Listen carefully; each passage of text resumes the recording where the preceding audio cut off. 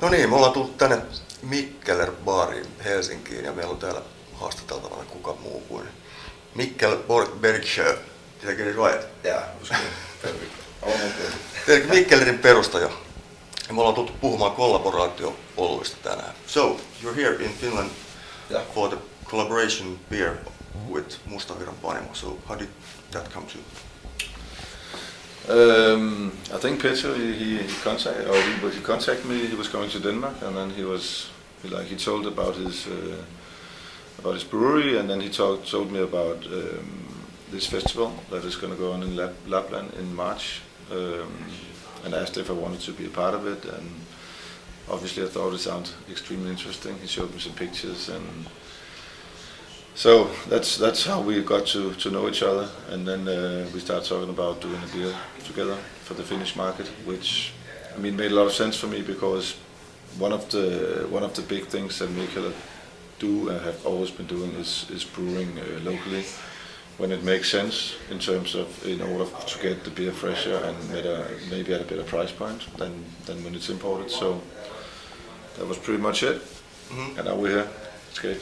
Okay, so this beer celebrates the starting of constructing the Olavinlinna castle, right? Yeah. That's the history. Exactly. Yeah. Okay, so and it's made in Mustavirran Panimo.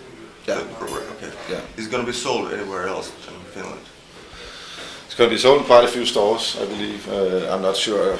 I'm not 100% into where, but it'll be pretty spread out. So I think it'll make an impact. I hope. Mm-hmm. So what's your relationship with Finland anyway? Is this your first time here? No. It's not. I was actually here back in '94. I used to be a runner, like an elite runner, and I ran the Nordic Championships in Mikkellerin. I don't even know where. That's a little bit north, or I don't even know where it is. Yeah. But I remember it was pretty close to the Russian border. So it was the first time I was here as a young person, and then I've been here in Helsinki a few times for beer festival, and I also have some friends up here. So, but it's not. It's the first time I'm in this bar, which is great to see it. I'm very busy traveling all the time, so it's been a while. It's good to be back. Yeah. And I definitely look forward to going up north as well and seeing that part of it. It's a part of the world I've never seen before, so I'm excited to visit that. Okay. You're organizing or taking part in organizing in a lot of events, like running events. How does this running thing come to? The running thing. I used to be, as I said, a runner when I was young, like on a pretty high level, and I've always loved running. But I quit running. And didn't run for a while when I built the company, and I just got out of shape and got a little bit too heavy. So 5 years ago I decided that I want to get back into running, not on a elite level, but just to get in shape and to stay in shape. So we formed this Mikkel Running Club in order to get motivation to run, because if you have other people that are running with you, it motivates, and that just blew up, and like now it's one of the biggest running clubs in the world, and we have chapters everywhere. We have 265 chapters all over the world, including here. So it's great. It's fun, and we're running on Wednesday. You still enjoy it? Yeah, I enjoy it. I have to do it. I have to exercise. It's a part of also a mental thing that I have to get out and relax in my brain, because I work a lot and meet so many people. So for me, running, besides running in the club where it's a social thing, running alone is also a good thing for my mental health. Okay, but let's talk about beer for a while. Yeah. So this new beer is a Pils, right? Yeah. And you've been famous for making a huge variety of beer types. So, and now a lot of foreign breweries are going into these hard seltzers and sodas and coffee brewing and stuff like that. Are you interested in that? Basically, I'm interested in everything. I don't know. Hard seltzer is. I actually tasted my first one a couple of weeks ago in the US. I've heard a lot about it, but I haven't tasted it. And the one I tasted was from a big brewery, and it was just like flavored water with alcohol in it. I didn't find that interesting at all, obviously. But I think, I mean, honestly, doing a craft version of a hard seltzer would not be bad. I'm not working on that right now, but I mean, anything that's within my area of, which is in food and beverage, I think is interesting. And Pilsner, is one of the things that I'm working very hard on at the moment. I think going back to basics and going back to more traditional beer styles. I obviously love that the beer world is very playful, and there's so much that has been done over the last years. But I also think that it's become a little bit too much, a little bit too gimmicky. I mean, the fact that a lot of beer drinkers can only taste the beer once and then they have to move on to the next one, I think it's a pity, because I mean, I enjoy to drink some of the old styles as well that I've been drinking for many years. So that's what I'm working on as well.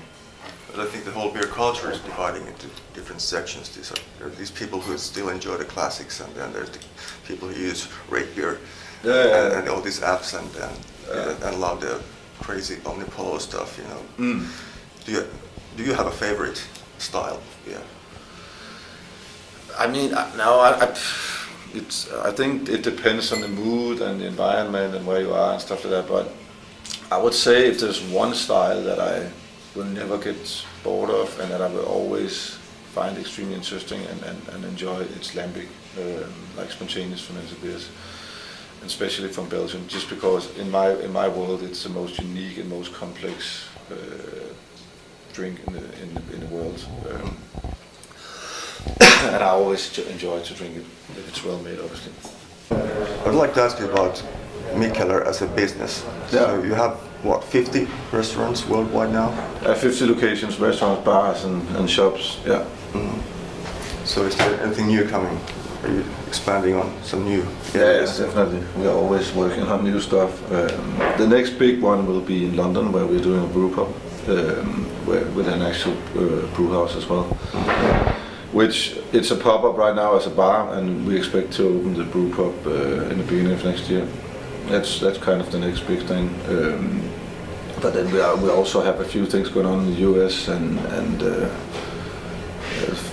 I'm constantly looking for new locations in Denmark and Copenhagen as well, because there's a lot of, I mean, a big part of what we do now and what I personally enjoy to do is to do restaurants with food concept that I find missing in my part of the world, Denmark specifically, and so I have a lot of stuff that I want to do. Sounds good. Do you have any sort of things that you would like to say to starting out smaller breweries who also want to start their own tap houses and restaurants? So any advice? I mean, first of all, I think it's a great idea to do like a tap house. It took me a few years. It took me 4 years from starting the company to my first bar. It's a very good way to engage with customers, obviously, and it's a very good. It's a good way of building an R&D department and having direct feedback on your products, and it's actually really important, especially when you knew that you can get direct feedback. So think of it more as just a tap room or a business, but also a way of getting smarter and better at making what you're doing and what people want, and learning from the feedback you get. I think it's really good. And it's also, I mean, it's become a thing in the beer world, especially also in the US, where, I mean, what they see in the US now is that the smaller breweries that engage more with the customers have more success, because that's what customers in 2019 they want. They want to be able to go into a place and get a unique experience. They don't just want to buy a beer and rip it off the shelf and then go home and drink it. So, yeah. How do you keep up your brand appearance?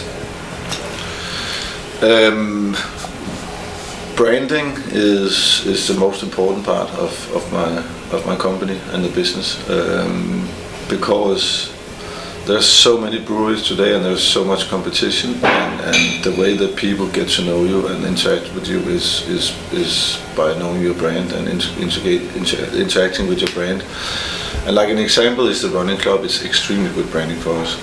We have thousands and thousands of people running with our club, and not only do they enjoy our beer and our restaurants and festivals and stuff, but they also get healthy while running with us, which actually gives them a new dimension to the brand, because it's not, I mean, in some ways selling people beer is you don't make people healthier by selling them beer and pushing alcohol into their mouth, but we do the opposite as well, which is great branding. And then, I mean, also just again what I said, interacting with the customers. I mean, we have 50 locations now where we have our people working that know a lot about the brand and that are engaged a lot with the brand, which means that we can reach a lot of people, like very personally. And so I think that's also building a community. Exactly. Yeah. I mean, there are because we do so many different activities. We have a festival in Copenhagen and then one in Tokyo, and we have the running club, and we make alcohol, spirits, and we have restaurants and bars, and I mean, there's a lot you can do with our brand. It's kind of like you can pretty much live your whole life with Mikkellerin if you want to. And there are people that, I mean, every time they go on vacation or travel, they go to a place where there's a Mikkellerin bar and where there's a running club they can run with, and they eat at our restaurants. Obviously, they drink our beer and they come to our festivals and stuff like that. So, I mean, it has become more of a brand than an actual brewery. I mean, because obviously brewing is the center of what we do, but it's also a fairly small part of the whole thing. Did you plan it like this in the beginning? Not at all. I didn't plan anything. I've never planned like the next. I've never had a business case that said, what are we going to do the next 5 years? I do things as they come, and both what I enjoy, but also what I see missing.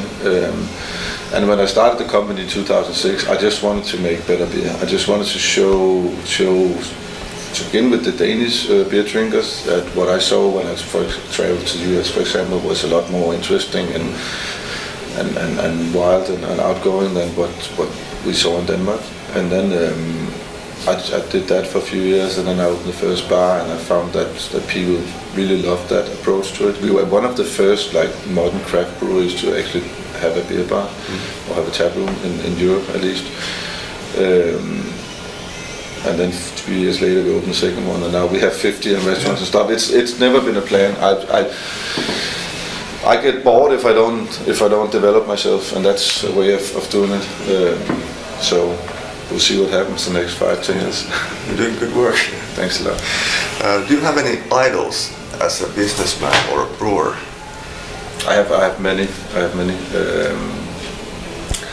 But both. I mean, within business, within brewing, obviously I have tried a lot. Actually, there's a lot of people that I think have done some great stuff.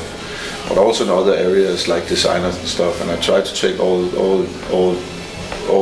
my heroes into my brand and to what we do, and that's also why aesthetics, both with the branding of the beers, but also our locations, is very, very important to me, because I'm very into like design and like Scandinavian design.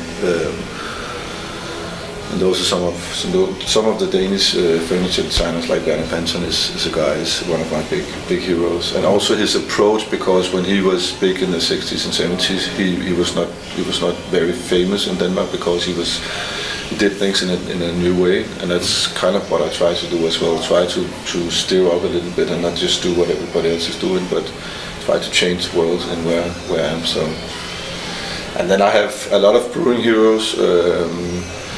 Some of the old Belgian guys, Chris from Didolle is one of them. Some of the Lambic brewers I look up to a lot. I think what they are doing is very unique.